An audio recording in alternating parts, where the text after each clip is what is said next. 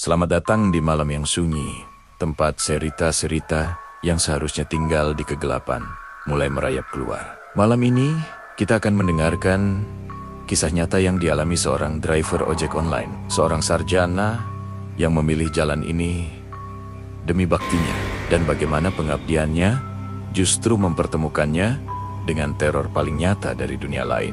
Kisah ini datang dari Mas Alfi, yang sehari-hari berjibaku dengan aspal dan aplikasi. Namun, ada kalanya yang ia hadapi bukanlah kemacetan, melainkan sesuatu yang tak bisa dilihat di peta. Kejadian pertama yang membuatnya viral adalah hilangnya uang COD.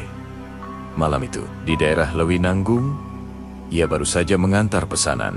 Uang total Rp55.000, Rp52.000 dari pelanggan, dan sisa uang cashnya ia masukkan ke kantong jaket, tertutup rapat. Saat melintasi jalanan Lewinanggung yang gelap, sunyi, dan penuh pohon besar tempat yang dikenal angker, tiba-tiba ia merasa janggal.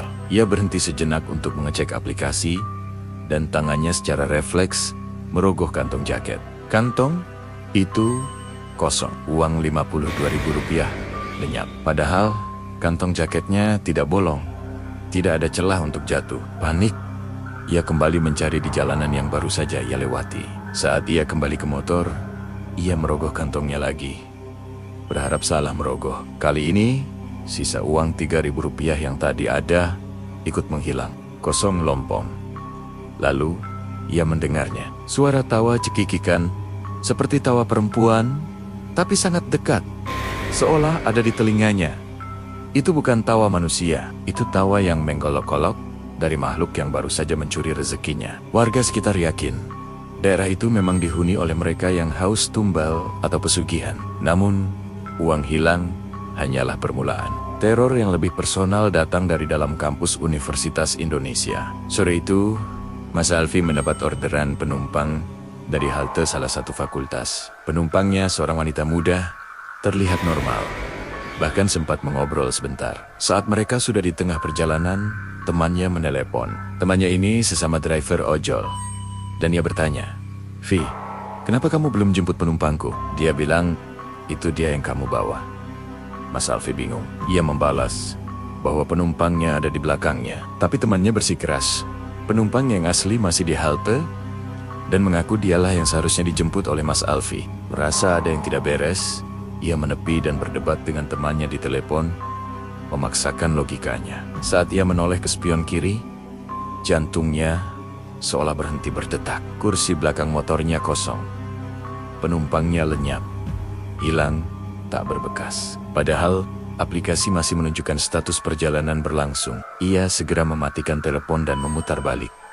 Kembali ke halte Yue. Di sana, ia menemukan penumpang yang asli. Duduk di posisi yang sama, dengan pakaian yang sama persis, dan mengomel karena status aplikasinya sudah PCIC, padahal ia belum naik. Teman-teman ojolnya berbisik. Kejadian itu adalah ulah jin Karin, makhluk yang meniru wujud manusia.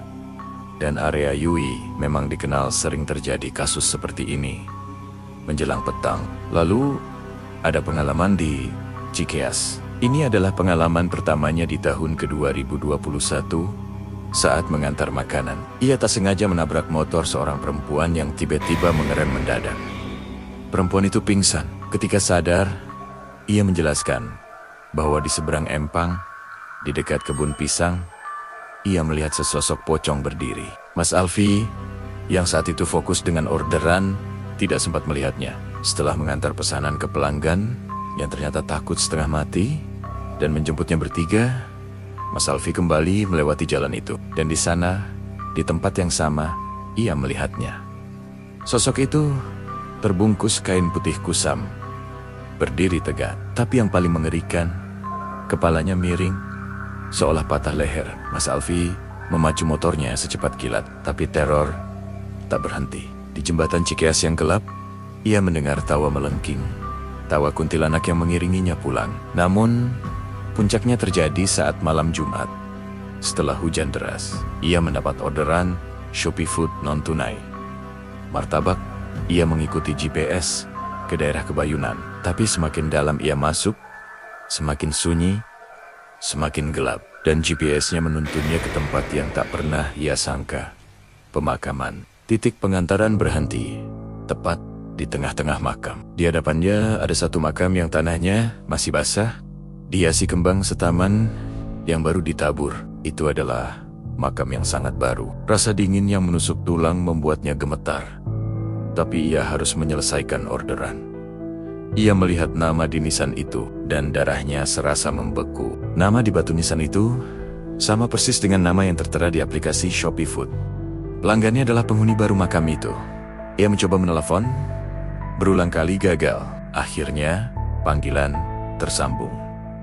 Ia hanya bisa mendengar suara, bukan suara jawaban, bukan suara sapaan, melainkan suara tangisan. Tangisan yang lirih, sedih, dan berhantu yang keluar dari speaker teleponnya. Mas Alfi segera membatalkan pesanan, meninggalkan martabak itu, dan lari tunggang langgang. Siapa yang memesan martabak itu? Dan untuk siapa makanan itu diantar ke rumah terakhirnya? Inilah risiko dan misteri yang harus dihadapi Mas Alfi setiap kali ia menyalakan aplikasinya.